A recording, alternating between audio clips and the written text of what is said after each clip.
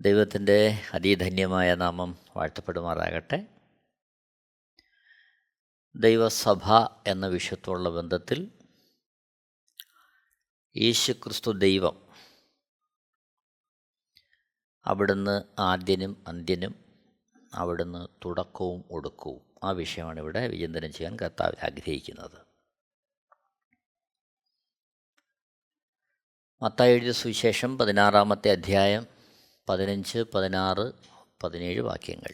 മത്തായി എഴുതിയ സുവിശേഷം 16-ാമത്തെ അധ്യായം 15, 16, 17 വാക്യങ്ങൾ. നിങ്ങളോ എന്നെ ആരെന്ന് പറയുന്നു എന്നവൻ ചോദിച്ചതിന് ശിമോൻ പത്രോസ്, നീ ജീവനുള്ള ദൈവത്തിൻ്റെ പുത്രനായ ക്രിസ്തു എന്നും ഉത്തരം പറഞ്ഞു. യേശു അവനോട്, ബർയോനാ ശിമോനെ, നീ ഭാഗ്യവാൻ, ജഡരക്തങ്ങളല്ല സ്വർഗസ്ഥനായ എൻ്റെ പിതാവത്രേ നിനക്കിത് വെളിപ്പെടുത്തിയത്. അവിടുന്ന് ആരാണ് എന്ന ചോദ്യത്തിൻ്റെ മുമ്പാകെ ശിമോൻ പത്രോസ് പറയുന്നു, അവിടുന്ന് ജീവനുള്ള ദൈവത്തിൻ്റെ പുത്രനായ ക്രിസ്തുവാണ്. അതിലൂടെ അർത്ഥമാക്കപ്പെടുന്നത് ദൈവപുത്രൻ, ജീവനുള്ള ദൈവത്തിൻ്റെ പുത്രൻ എന്ന് പറയുന്നതിലൂടെ യേശു ക്രിസ്തു സാക്ഷാൽ ദൈവം എന്നുള്ളതാണ് പത്രോസ് അവിടെ വെളിപ്പെടുത്തുന്നത്.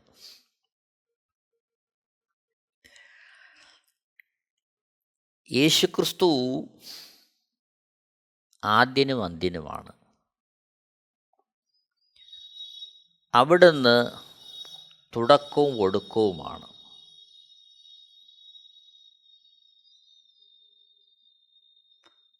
യെശയ്യാപ്രവചനം 48-ാമത്തെ അധ്യായം 12 മുതലുള്ള വാക്യങ്ങൾ. യെശയ്യാപ്രവചനം 48-ാമത്തെ അധ്യായം 12-ാമത്തെ വാക്യം. യാക്കോബേ, ഞാൻ വിളിച്ചിരിക്കുന്ന ഇസ്രായേലേ, എൻ്റെ വാക്ക് കേൾക്ക. ഞാൻ അനന്യൻ, ഞാൻ ആദ്യനും ഞാൻ അന്ത്യനുമാകുന്നു. 16-ാമത്തെ വാക്യത്തിലേക്ക് വരുമ്പോൾ, അവൻ്റെ വഴി സാധ്യമാകും. നിങ്ങൾ അടുത്ത് വന്ന് ഇത് കേൾപ്പിൻ. ഞാൻ ആദ്യം മുതൽ രഹസ്യത്തിലല്ല പ്രസ്താവിച്ചിട്ടുള്ളത്. അതിൻ്റെ ഉദ്ഭവകാലം മുതൽ ഞാൻ അവിടെ ഉണ്ട്.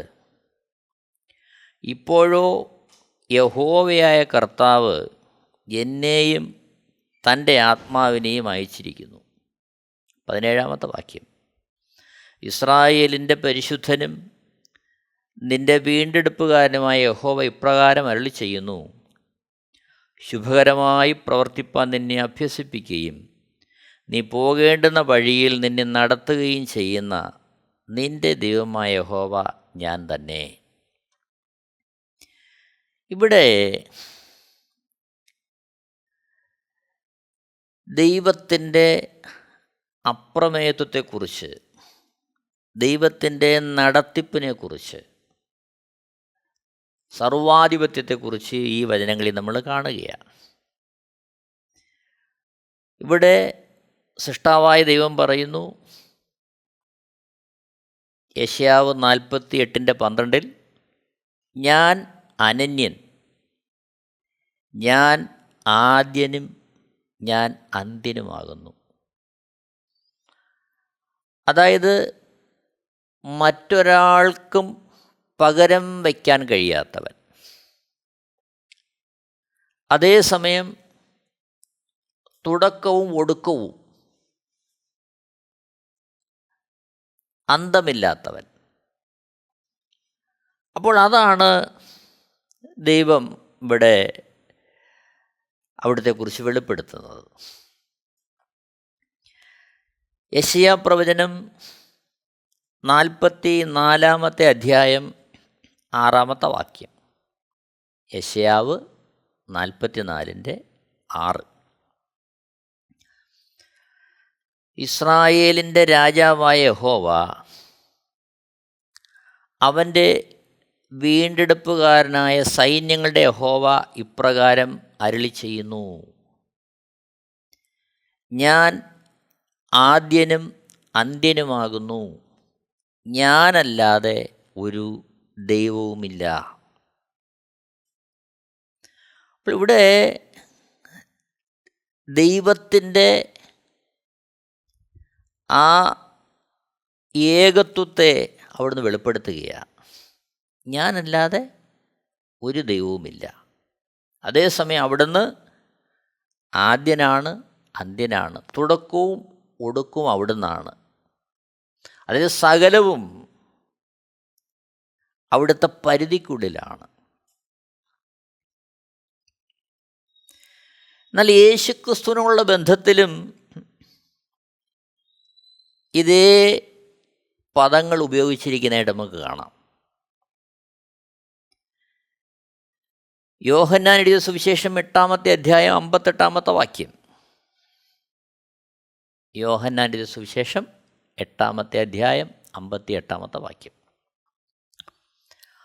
യേശു അവരോട്: ആമേൻ ആമേൻ, ഞാൻ നിങ്ങളോട് പറയുന്നു,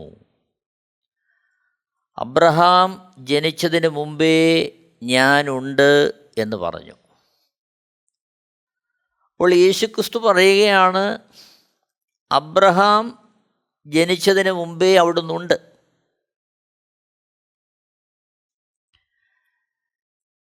കാലത്തിൻ്റെ ദൈർഘ്യം വെച്ച് നോക്കുമ്പോൾ ആയിരക്കണക്കിന് വർഷങ്ങളുടെ അന്തരം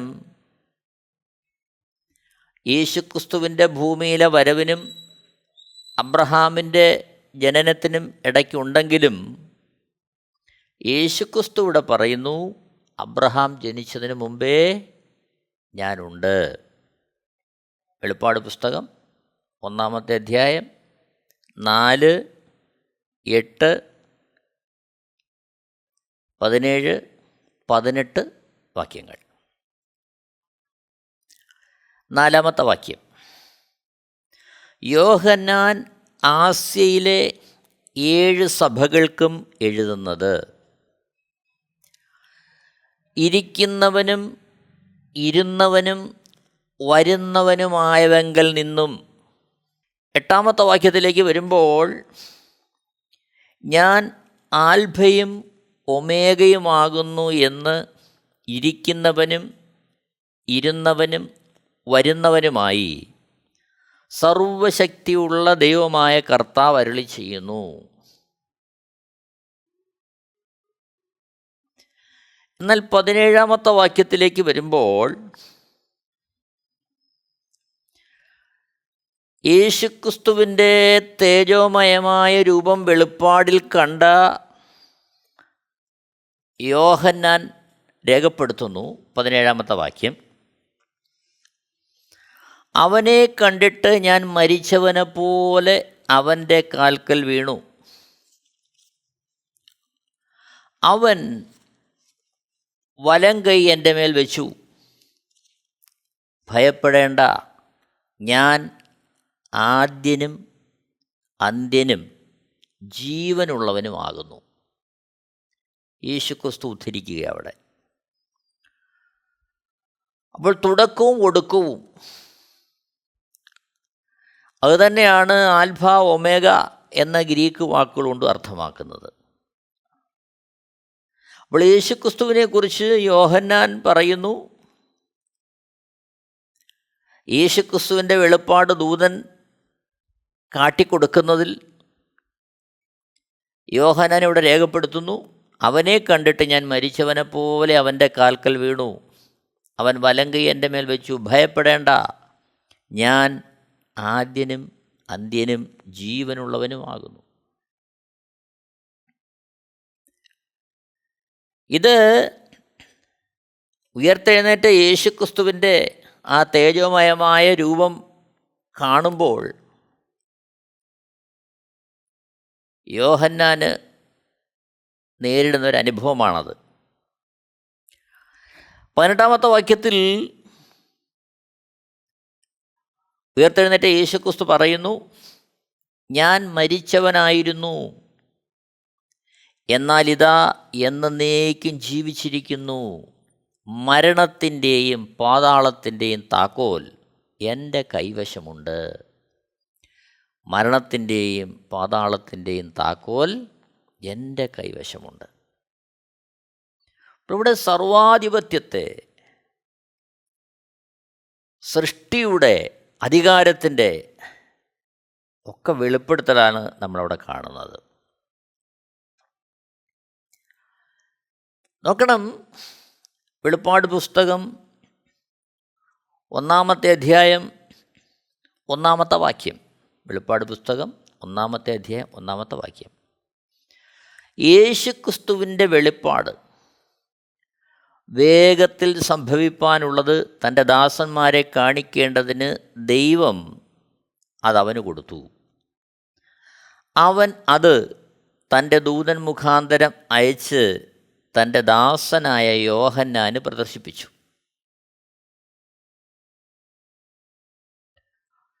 നോക്കണമേ, യേശുക്രിസ്തുവിൻ്റെ വെളിപ്പാടാണ്. അത് ദൂതൻ മുഖാന്തരം യോഹന്നാന് പ്രദർശിപ്പിച്ച് കിട്ടുകയാണ്.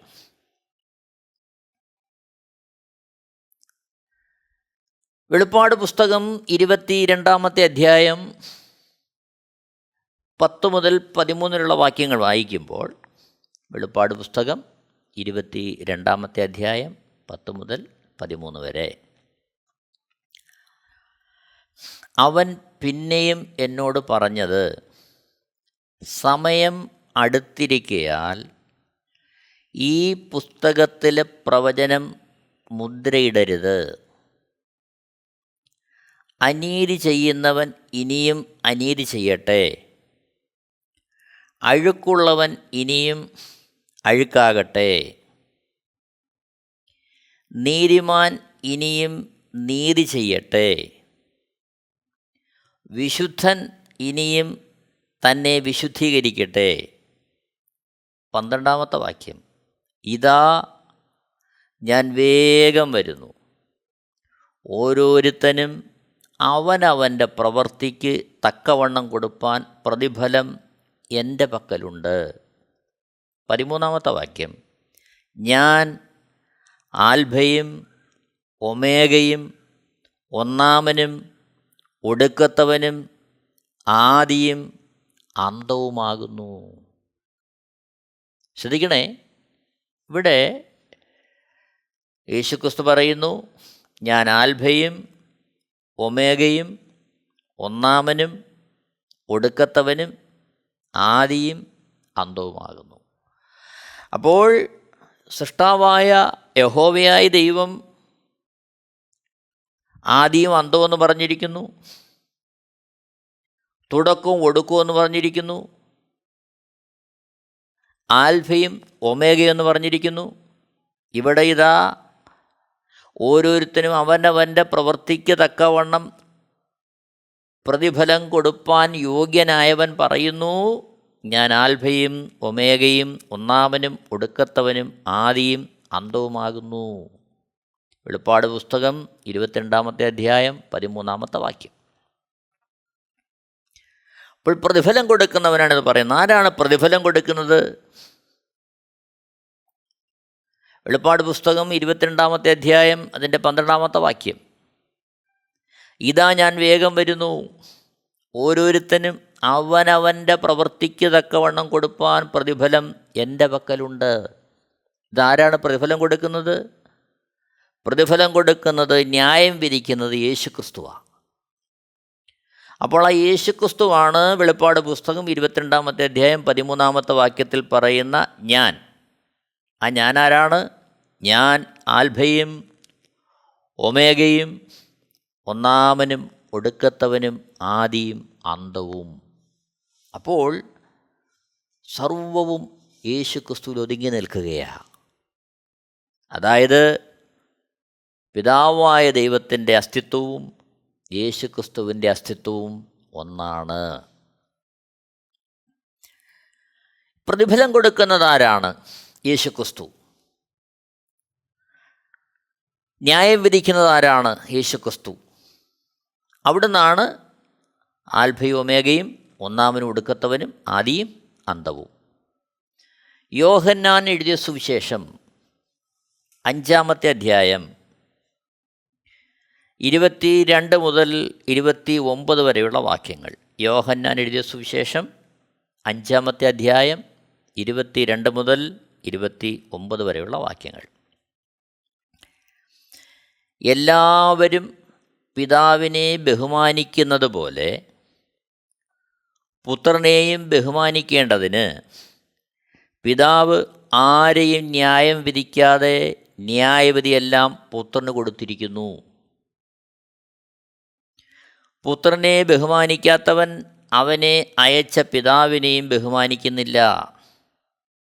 ആമേൻ ആമേൻ, ഞാൻ നിങ്ങളോട് പറയുന്നു, എൻ്റെ വചനം കേട്ട് എന്നെ അയച്ചവനെ വിശ്വസിക്കുന്നവന് നിത്യജീവനുണ്ട്. അവൻ ന്യായവിധിയിലാകാതെ മരണത്തിൽ നിന്ന് ജീവങ്കലേക്ക് കടന്നിരിക്കുന്നു. ആമേൻ ആമേൻ, ഞാൻ നിങ്ങളോട് പറയുന്നു, മരിച്ചവർ ദൈവപുത്രൻ്റെ ശബ്ദം കേൾക്കുകയും കേൾക്കുന്നവർ ജീവിക്കുകയും ചെയ്യുന്ന നാഴിക വരുന്നു, ഇപ്പോൾ വന്നുമിരിക്കുന്നു. 26 മുതൽ, പിതാവിന് തന്നിൽ തന്നെ ജീവനുള്ളതുപോലെ അവൻ പുത്രനും തന്നിൽ തന്നെ ജീവനുള്ളവൻ ആകുമാറു വരം നൽകിയിരിക്കുന്നു. അവൻ മനുഷ്യപുത്രനാകയാൽ ന്യായവിധി നടത്തുവാൻ അവൻ അധികാരവും നൽകിയിരിക്കുന്നു.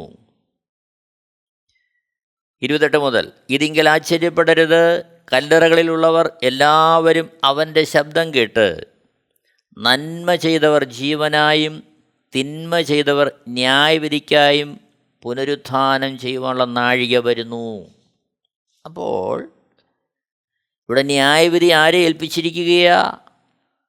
പുത്രനായ ക്രിസ്തുവിനെ ഏൽപ്പിച്ചിരിക്കുകയാണ്.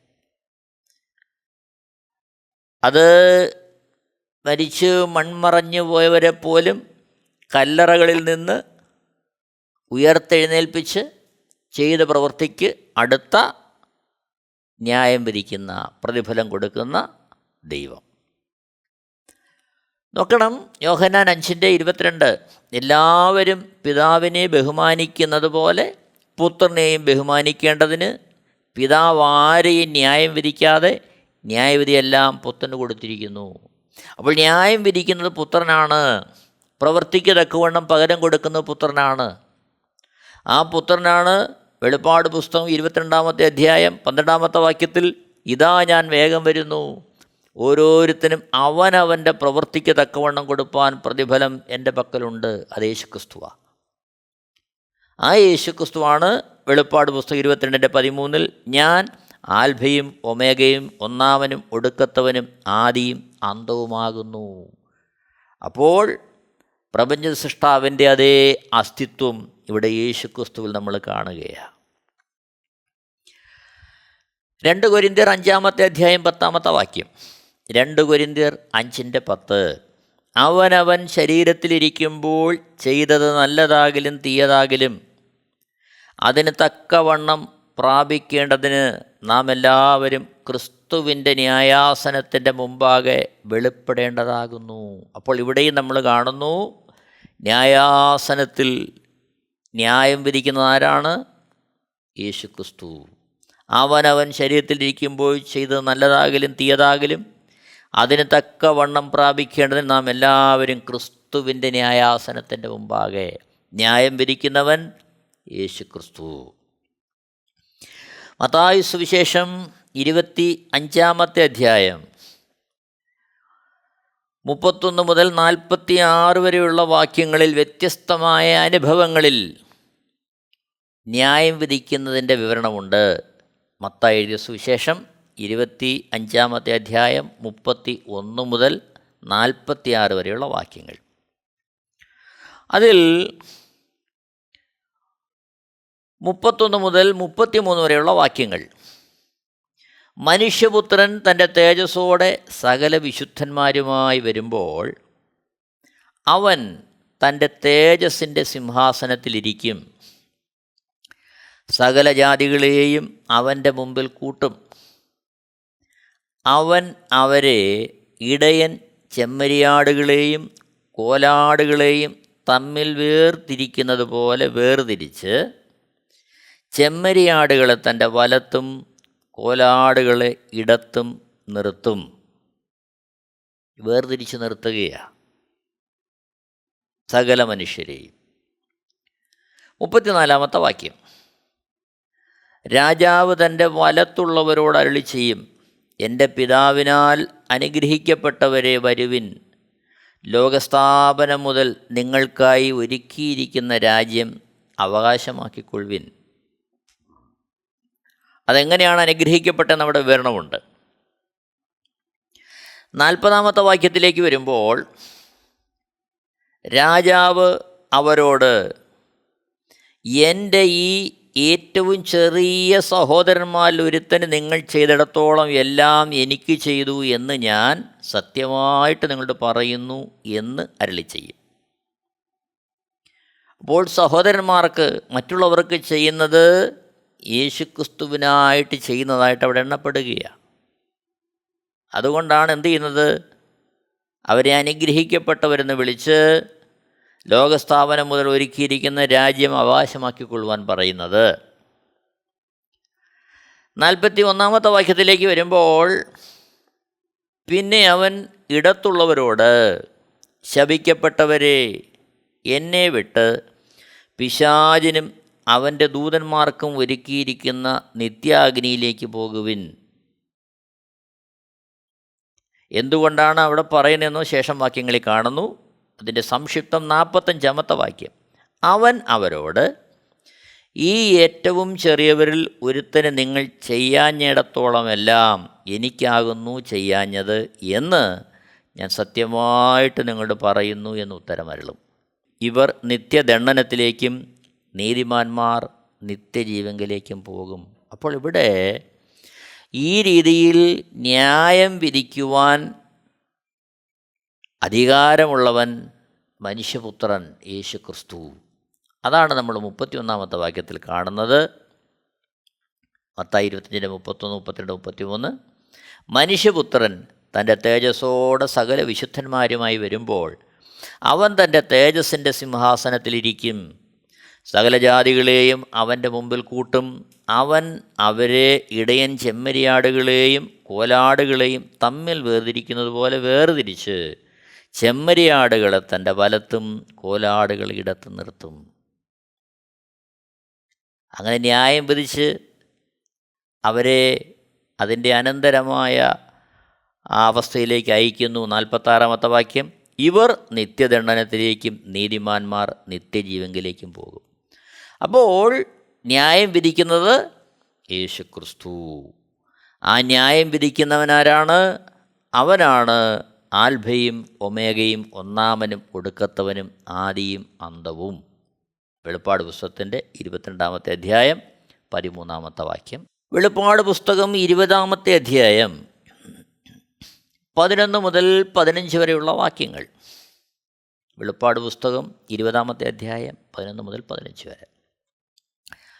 ഞാൻ വലിയൊരു വെള്ളസിംഹാസനവും അതിലൊരുത്തനിരിക്കുന്നതും കണ്ടു. അവൻ്റെ സന്നിധിയിൽ നിന്ന് ഭൂമിയും ആകാശവും ഓടിപ്പോയി, അവയെ പിന്നെ കണ്ടില്ല. മരിച്ചവർ അപാലവൃദ്ധം സിംഹാസനത്തിന് മുമ്പിൽ നിൽക്കുന്നതും കണ്ടു. പുസ്തകങ്ങൾ തുറന്നു. ജീവൻ്റെ പുസ്തകം എന്ന മറ്റൊരു പുസ്തകവും തുറന്നു. പുസ്തകങ്ങളിൽ എഴുതിയിരുന്നതിന് ഒത്തവണ്ണം മരിച്ചവർക്ക് അവരുടെ പ്രവൃത്തികൾക്കടുത്ത ന്യായവിധി ഉണ്ടായി. സമുദ്രം തന്നിലുള്ള മരിച്ചവരെ ഏൽപ്പിച്ചു കൊടുത്തു. മരണവും പാതാളവും തങ്ങളിലുള്ള മരിച്ചവരെ ഏൽപ്പിച്ചു കൊടുത്തു. ഓരോരുത്തനും അവനവൻ്റെ പ്രവൃത്തിക്കടുത്ത വിധി ഉണ്ടായി. മരണത്തെയും പാതാളത്തെയും തീപ്പൊയ്കയിൽ തള്ളിയിട്ടു. ഈ തീപ്പൊയ്ക രണ്ടാമത്തെ മരണം. ജീവപുസ്തകത്തിൽ പേരെഴുതി കാണാത്ത ഏവനെയും തീപ്പൊയ്കയിൽ തള്ളിയിടും. നോക്കണം, ഇവിടെ ആ വെള്ളസിംഹാസനത്തിലിരുന്ന് ന്യായം വിധിക്കുന്ന ന്യായാധിപതിയെ നമ്മൾ കാണുകയാണ്. ആ ന്യായാധിപതിയാണ് സാക്ഷാൽ യേശുക്രിസ്തു. ന്യായം വിധിക്കുവാൻ യോഗ്യനായ സർവശക്തനായ ദൈവം യേശുക്രിസ്തു. ഇവിടെ പരമപ്രധാനമായ ഒരു വസ്തുത നമ്മൾ ഓർക്കണം. ന്യായവിധിയിലും പിതാവായ ദൈവത്തിൻ്റെയും പുത്രനായ ക്രിസ്തുവിൻ്റെയും തുല്യമായ ഇടപെടൽ നമ്മൾ കാണുകയാണ്. നമ്മൾ ഓർക്കണം, ഈ ലോകത്തിൽ പലതരത്തിലുള്ള ഉപദേശ രീതികളുണ്ട്. അതിൽ തന്നെ യേശുവിന് അല്പം സ്ഥാനം കുറച്ച് കാണുന്ന കൂട്ടങ്ങളുണ്ട്. ആ സമയം തന്നെ പിതാവായ ദൈവത്തിന് അമിതമായ പ്രാധാന്യം കൊടുക്കുന്ന നിലപാടുകളുണ്ട്. എന്നാൽ ഓർക്കുക, ഇതെല്ലാം നമ്മുടെ സങ്കുചിതമായ നമ്മുടെ മനോഭാവങ്ങളിൽ നിന്ന് വരുന്നതാണ്. കാരണം ഈ പ്രപഞ്ച സൃഷ്ടിയുള്ള ബന്ധത്തിൽ നോക്കുമ്പോൾ ഭൂമി എത്ര ചെറുതാണ്. അതിൽ തന്നെ തിരുവെഴുത്തിൽ നമ്മൾ വായിക്കുന്ന പോലെ മനുഷ്യനെ ഓർക്കുവാൻ അവൻ എന്തുള്ളൂ. നാം നമ്മുടെ ആദരവിന് വേണ്ടിയുള്ള മനോഭാവവും മറ്റുള്ളവരിൽ നിന്ന് ശ്രദ്ധ പിടിച്ചു പറ്റുവാനുള്ള മനോഭാവവും ആർഭാടം നേടുവാനുള്ള വാഞ്ചയും ഇതൊക്കെ കൊണ്ട് അതേ അളവിൽ പലപ്പോഴും ദൈവത്തെയും കാണുന്നു എന്നുള്ളത് കൊണ്ട് വരുന്നൊരു വലിയ പ്രശ്നമായത്. അഖിലാണ്ടത്തെ ചമച്ച ദൈവത്തെ സംബന്ധിച്ച് പിതാവും പുത്രനും പരിശുദ്ധാത്മാവും തമ്മിൽ യാതൊരു അഭിപ്രായ വ്യത്യാസവുമില്ല. സ്ഥാനമാനങ്ങൾക്ക് വേണ്ടിയുള്ള അടിപിടിയില്ല. അതൊന്നും ആ ഒരു തലത്തിൽ വ്യാപരിക്കുന്നതേയില്ല. പിതാവും പുത്രനും പരിശുദ്ധാത്മാവും അസ്തിത്വത്തിൽ ഒന്നാണ്. അസ്തിത്വത്തിൽ ഒന്നാക്കി നിർത്തുന്നത് പരിശുദ്ധാത്മാവാണ്. നോക്കണമേ, യോഹന്നാൻ 5:22. യോഹന്നാൻ 5:22. എല്ലാവരും പിതാവിനെ ബഹുമാനിക്കുന്ന അതുപോലെ പുത്രനെയും ബഹുമാനിക്കേണ്ടതിന് പിതാവ് ആരെയും ന്യായം വിധിക്കാതെ ന്യായവിധിയെല്ലാം പുത്രന് കൊടുത്തിരിക്കുന്നു. അപ്പോൾ പുത്രനാണ് ന്യായം വിധിക്കുന്നത്. എന്നാൽ അതേസമയം 5-ാമത്തെ അധ്യായം 30-ാമത്തെ വാക്യത്തിലേക്ക് വരുമ്പോൾ യേശുക്രിസ്തു പറയുന്നു, എനിക്ക് സ്വതേ ഒന്നും ചെയ്യുവാൻ കഴിയുന്നതല്ല, ഞാൻ കേൾക്കുന്നത് പോലെ ന്യായം വിധിക്കുന്നു. ഞാൻ എൻ്റെ ഇഷ്ടമല്ല, എന്നെ അയച്ചവൻ്റെ ഇഷ്ടമത്രേ ചെയ്യുവാൻ ഇച്ഛിക്കുന്നത് കൊണ്ട് എൻ്റെ വിധി നീതിയുള്ളതാകുന്നു. അപ്പോൾ ഇവിടെ ഓർക്കണം, ന്യായവിധി സമ്പൂർണ്ണമായി പുത്രനെ ഏൽപ്പിച്ചിരിക്കുമ്പോൾ പോലും പുത്രൻ അത് എപ്രകാരമാണ് ചെയ്യുന്നത്? പിതാവാം ദൈവത്തിൻ്റെ ഇഷ്ടമറിഞ്ഞ്. അതാണ് അതിൽ ഐക്യത. പിതാവ് പിതാവിൽ തന്നെ സമ്പൂർണ്ണനാണ്. പുത്രനായ ക്രിസ്തു അതിൽ തന്നെ സമ്പൂർണ്ണനാണ്. പരിശുദ്ധാത്മാവാം ദൈവം അതിൽ തന്നെ സമ്പൂർണ്ണനാണ്. അതേസമയം അസ്തിത്വത്തിൽ ഒന്നായി വിരാജിക്കുന്നു, എന്നാൽ ആളത്വത്തിൽ മൂന്നായി വെളിപ്പെടുന്നു. നമുക്ക് നമ്മൾ തന്നെ ദൈവകരങ്ങളിലേക്ക് സമർപ്പിക്കാം. ദൈവവഴി നടക്കുവാൻ നമ്മളെ ഏൽപ്പിച്ചു കൊടുക്കാം. ദൈവത്തിൻ്റെ ധന്യനാമം നമ്മളുടെ മഹത്വപ്പെടുമാറാകട്ടെ. എല്ലാവരെയും ദൈവം ധാരാളമായി അനുഗ്രഹിക്കുമാറാകട്ടെ. ആമേൻ.